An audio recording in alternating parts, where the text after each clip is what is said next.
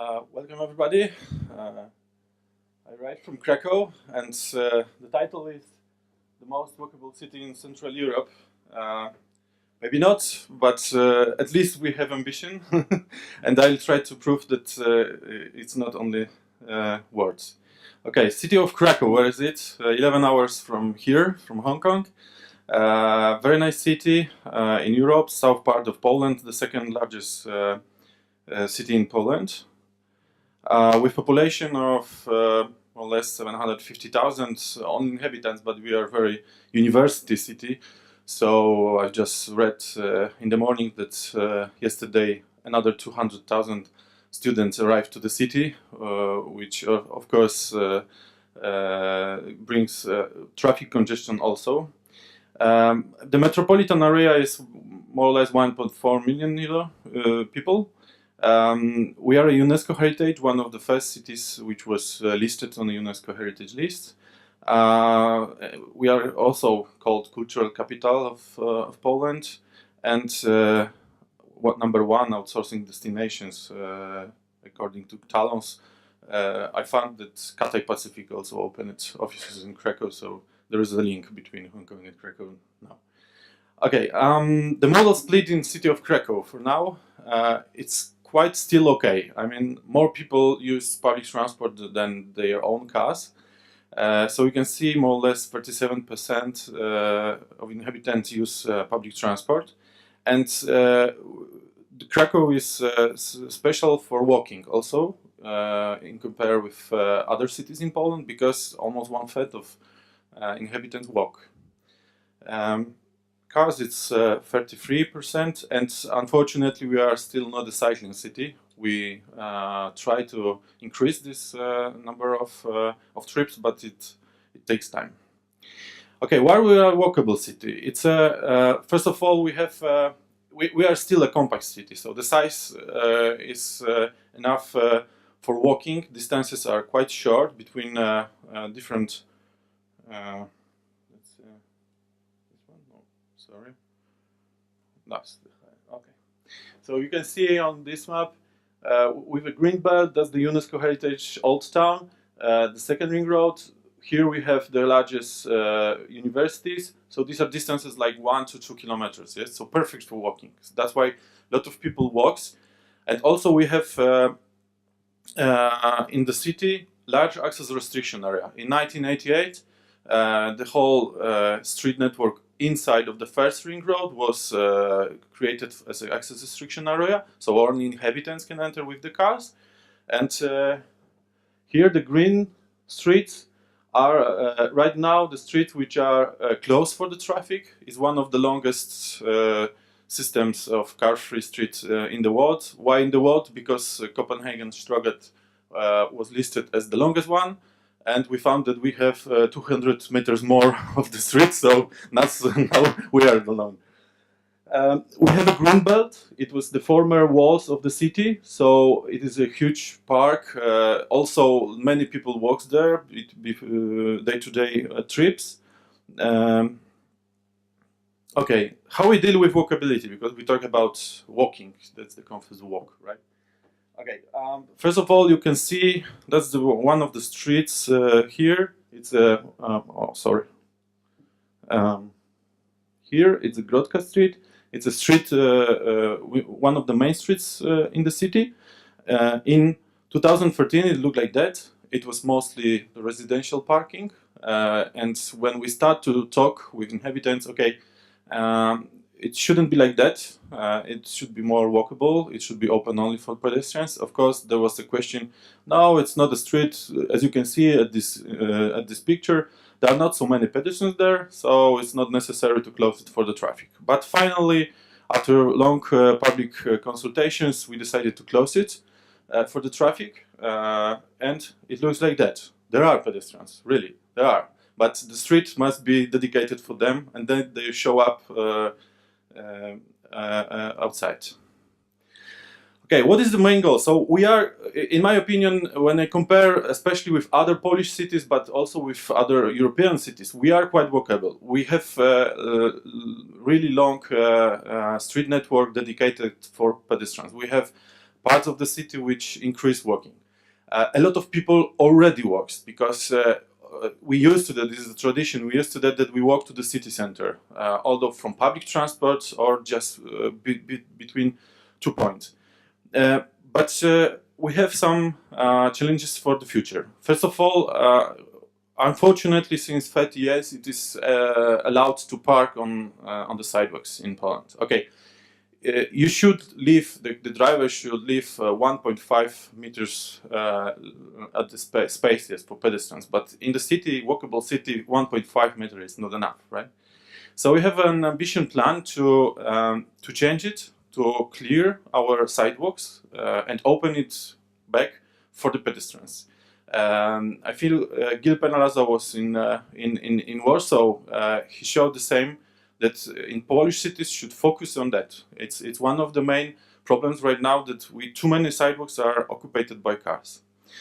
And we start to do it during the European Mobility Week, Sustainable Mobility Week, which was 2 or 3 weeks ago. As you can see, that's one of the streets 3-4 weeks ago. 1 week ago we changed it, we start changes. The changes will be until next few months done at more or less 220 streets. So it's really ambitious plan. It is a revolution. It starts to a debate, public debate in media, if it's necessary or not. But we think it's necessary because afterwards it looks like that. Sidewalks are for walking, streets are for parking and for driving a car, right? So that's the street right now. It was cleared. The sidewalks were cleared like 1 week ago. So the revolution is now. Okay, another challenge for us, walking to schools. I remember that I walked to school. My parents were walking to school. But the generation of my children, so my generation, unfortunately use cars to bring their children to school too often. Of course, there are some kind of necessities that, okay, we need to ride the car, but we do it too often. You can see that in my area, the school, you can see in the morning the cars everywhere on sidewalks here. One more time I did the same. And we have talked with parents in front of one kindergarten, asking, okay, how do you bring your children to the kindergarten? And they said, by car. Yes. Why by car? Because we are afraid of going and walking or cycling because there are too many cars around the kindergarten. You see the circle, right? So it's quite strange, but that's a challenge to change it, and we work on that, giving some because. For example, there are actions which we want to do on May next year, like other cities in Poland did. We call this May. I think it's May something, but it is a challenge for kids. But if you convince kids to bring their to cycle or walk to school, parents will do the same. Okay, we saw that 3 days there was even a father going in the car in parallel to the kids on a bicycle, but it was only 3 days. Then he quit and also cycle or walk. Yes. Another thing I was mentioned this during the other session. Krakow is quite only 30% of the space is public. We are closing huge areas in the city. You can see a typical housing area, and unfortunately, like you see, it's fenced. Yes, there are fences all around. So it closes the shortcuts for walking, which is there are very benefits. Yeah, the shortcuts. So that's now there is a new law, national law, which maybe will bring changes for that communities will not be allowed to fence their spaces. Okay, metropolitan area. We have a huge debate right now about the metro system. We are a very fast developing city with increase of inhabitants. We are still compact city, but the future is okay. We talk about the future, our metro system, but at least within 3 years we'll rebuild completely the metropolitan railway system for the whole agglomeration. And that's going to bring also some benefits for walking, in my opinion, and in the city opinion. Why? You can see for here an example. That's the city center here. We have a main station, and we construct another train station here. And that's the main administration business district. So there are all administration is there. Few new office buildings are constructing there, so thousands of people will work here every day and need to get there. So it was one of the arguments, okay, metro system is necessary to bring them to work and back home. But in my opinion, okay, when we have here, it's right now, if anyone wants to get there, usually by public transport, use tram. And we have the typical trip. More or less, if you have a distance to the public transport stop to tram stop, it's 5 minutes, right? Then more or less 30 minutes by tram, 5 minutes, so only 10 minutes active mobility, yes? Even if it's public transport, only 10 minutes. Okay, by car, it's even less, yes? It's just downstairs in my building, then I take a car, and then I sit 8 to 10 hours in front of the computer, and then I come back. And then in the evening, I'm looking for some gym, yes, to move. We are not active, and if we choose, if we will try, if many inhabitants will choose train, sometimes trips will be same long, yes, in the timing, but the active part of the trip is much more longer and gives the opportunity for this mentioned many times half an hour of walking. Yes, it's just 15 minutes, because it is much more short by the train. Of course, we have it was set tempo 30 zones. Unfortunately, we usually use I don't know how to say it in English. The curbs, yes. Yeah, it's not very good, because we also have pollution, and if you use it, it increases pollution, because you brake, and it's going from the wheels, and then you start, so emission goes from the car, from the engine. But we are trying to. I think I really look positive on what was mentioned, silver zones. I think we should create some brand for this kind of zones, not just a simple tempo 13, yes, because it doesn't mean anything except the law on the street. We found out that one of the first shared spaces, maybe first in Poland, was created in Krakow during the infrastructure redevelopment of the street. You can see it, it's Karmelicka Street in the city center. It was 1997, but we didn't know it's called shared space. Yes? But the idea was same. I mean, as you can see, it's one surface. It's public transport. It's priority for walking.